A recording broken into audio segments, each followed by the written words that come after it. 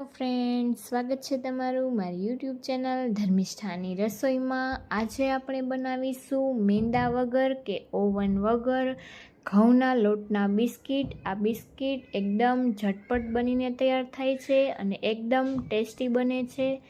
તો આ બિસ્કિટ બનાવવા માટે આપણે ઘઉંનો લોટ લઈ લેશું, જેને આપણે ચાળીને લીધેલો છે। તો આપણે 2 કપ ઘઉંનો લોટ લઈ લેશું। તમે કોઈ પણ આ રીતે કપ કે વાટકીના માપથી તમે આ રીતે લોટ લઈ શકો છો।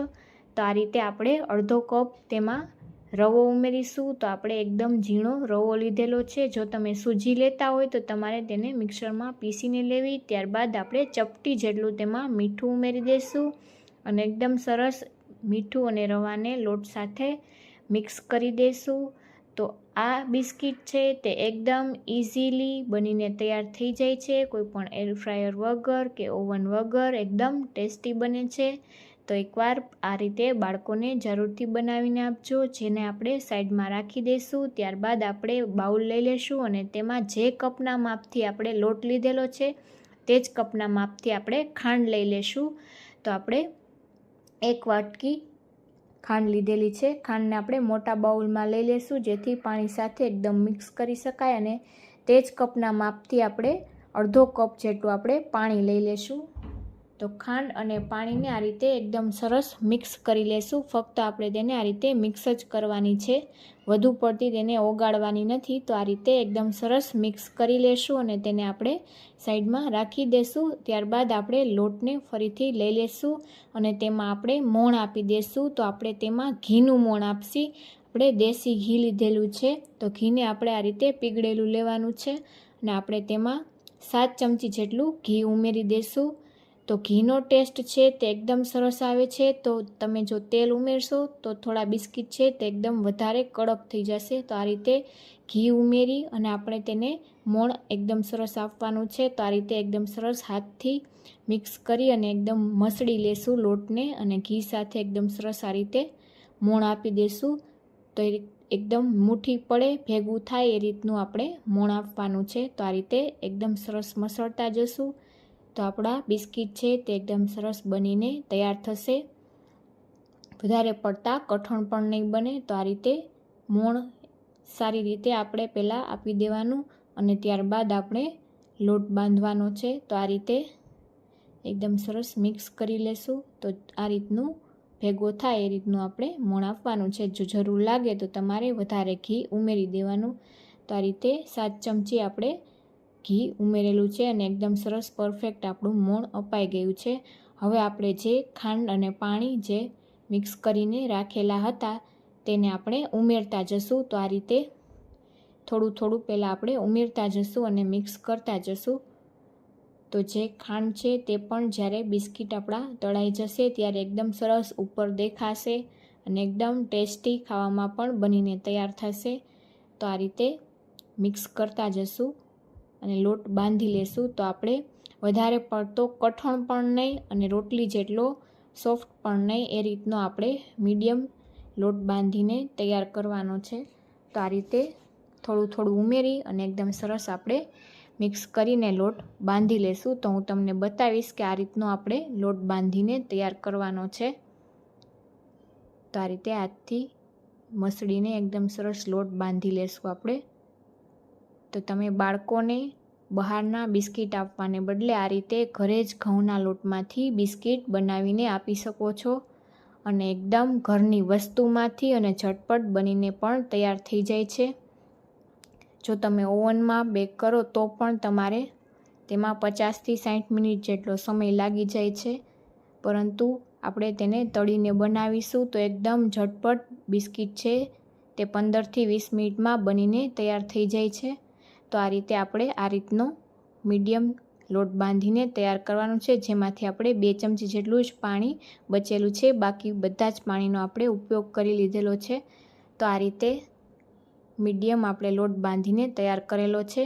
તો હવે આપણે તેને રેસ્ટ થવા દેવાની કોઈ જરૂર નથી। હવે આપણે તેના લુવા વાળી લેશું। તો આ રીતે મોટી સાઇઝના લુવા કટ કરી લેશું।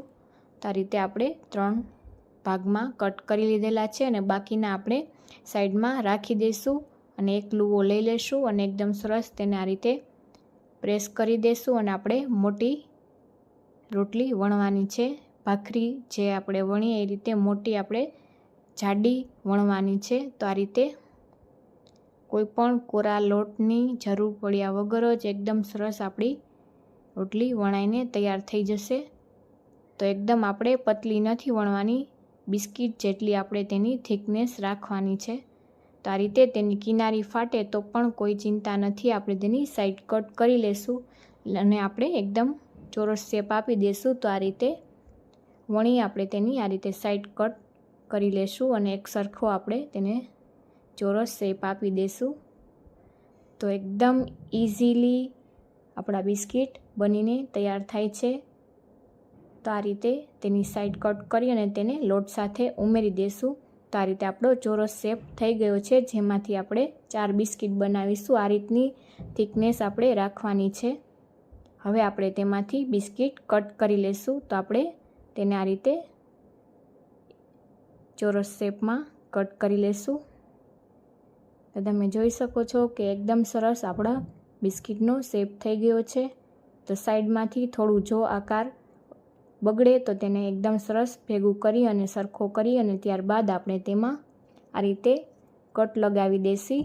તો આપણે આ રીતે નાઈફની ઊંધી સાઈડથી એકદમ સરસ આ રીતે તેમાં કટ લગાવી દેશી, જેથી બહારના બિસ્કિટ જેવો જ તેનો શેપ બનીને તૈયાર થાય તો બાળકોને ખૂબ જ પસંદ આવે. તો આ રીતે આપણે બધા જ બિસ્કિટમાં આ રીતે કટ લગાવી લેશું, જેથી એકદમ સરસ તેનો દેખાવ પણ સરસ આવશે.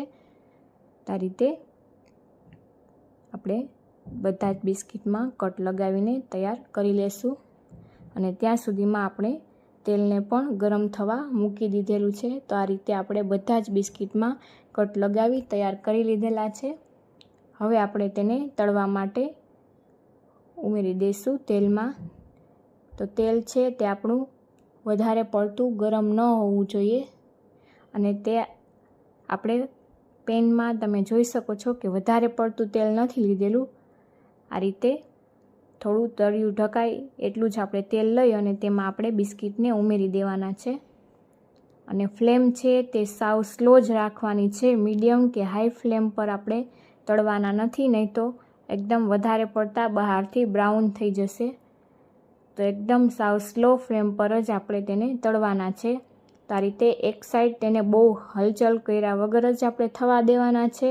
અને થોડું એક સાઈડ થઈ જાય ત્યારબાદ આપણે તેને સાઈડ ચેન્જ કરવાની છે. તો 2 થી 3 મિનિટ જેવું તેને તેની જાતે જ થવા દેવાના છે. ત્યારબાદ આપણે તેની આ રીતે સાઈડ ચેન્જ કરવાની છે. જો આપણે વધુ પડતું તેને ઉમેરા ભેગું જ તેને ચલાવીશું તો એકદમ છૂટા પડી જશે.